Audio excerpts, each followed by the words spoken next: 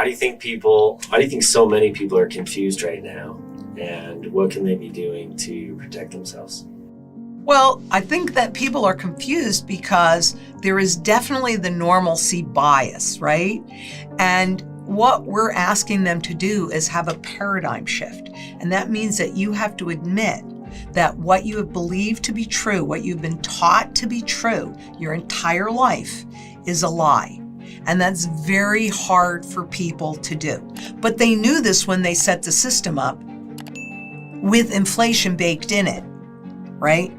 So, and I'll tell you an interesting story, because I just got back from Italy, right?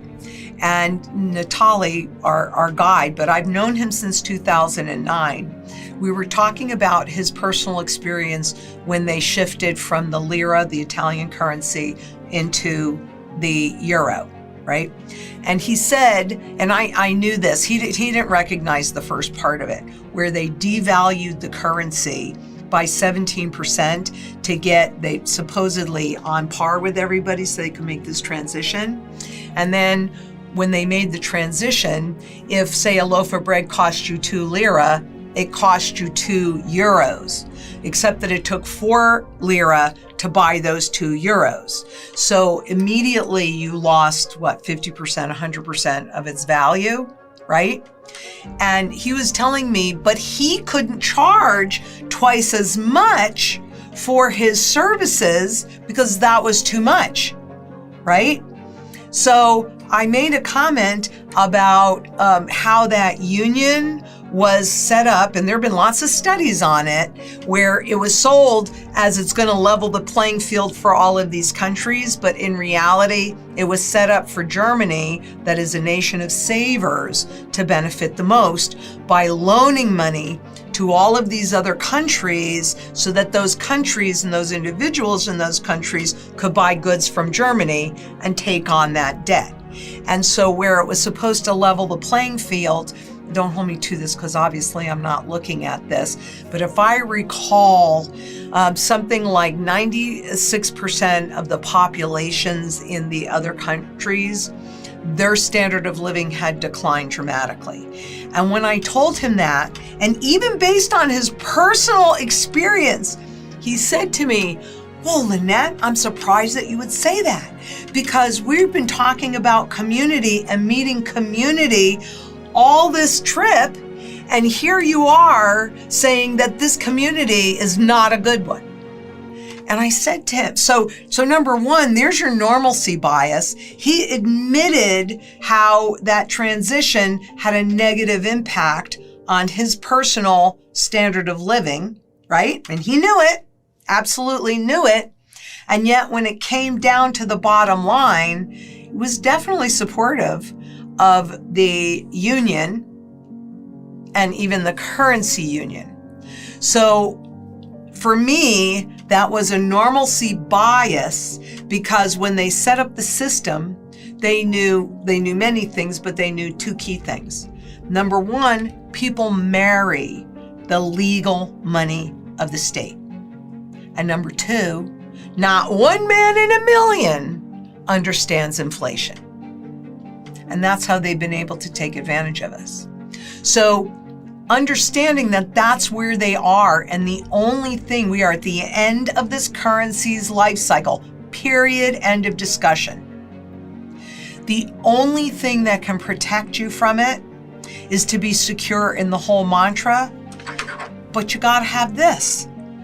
That's why you see on a global basis, central banks buying gold hand over fist at the highest levels ever, because they absolutely know that they're destroying the last little bit of whatever happens to be in their fiat money and trying to transition us into a new system. Whether or not that's going to work, I don't know. I hope it doesn't.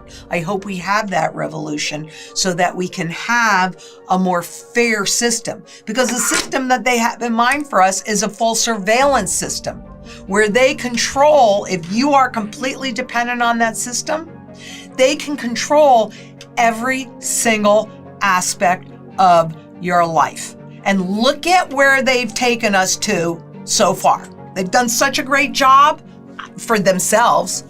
but not for you and me. So what you can do is execute the strategy and make sure that you are secure in food, water, energy, security, barterability, wealth preservation, community, and shelter, so that they can't dictate to you. If you're not, they're going to be able to dictate to you. And I'm pretty sure, even though you will own nothing, you will not be happy. You prioritized your wealth preservation first. Oh, absolutely. So you could fund all of your sustainability projects. Absolutely, 100%. And you might have seen that in May, Turkey sold a bunch of gold. And so you could say, oh, well, why did Turkey sell the gold? Because this is your savings, right? This ensures your wealth preservation and your purchasing power. It has for thousands of years. And so what you would have also noticed if you looked at the report is that China and India and a number of other countries added too. And when Turkey had to sell off, it was to be able to buy things. It was their savings that were able to buy things that they needed. So yes, 100%. It's just like if you're in an airplane and you're going down and the oxygen mask comes down. What do? You're supposed to put that on first, and then you can help the child next to you, even though you would give up your life for that child, right? So yes, that's why you get your wealth preserved and your ability to purchase, short barter, you get that done first. Then that's your oxygen mask.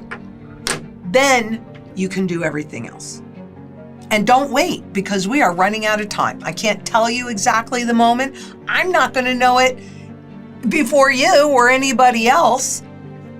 But I'm hoping and I'm thinking that I am going to know when this gig is up completely. And then we get to our bug out house.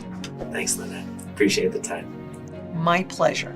But just remember, wealth shields are made of physical gold, physical silver in your possession.